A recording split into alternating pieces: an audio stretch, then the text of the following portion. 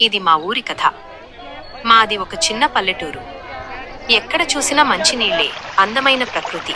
మా ఊరి మనుషులు కూడా అంతే మంచోళ్ళు. కానీ ఆ మంచితనం వెనుక ఒక చిన్న రహస్యం ఉంది. మా ఊరి సర్పంచ్ కూతురు పెద్ద మనిషి అయ్యింది.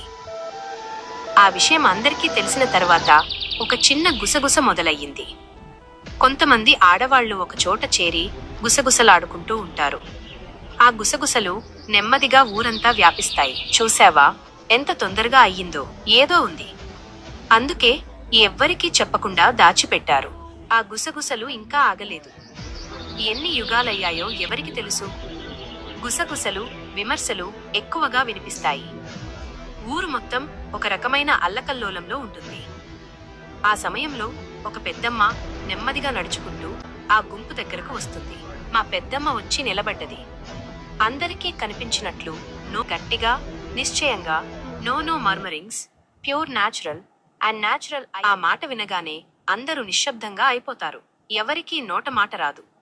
ఆ పెద్దమ్మ మాట ఒక గట్టులాగా. Stop the world. Introducing now, no murmuring. We took the most natural and absorbent material on earth, the banana tree, and crafted a pad that is so comfortable, so reliable.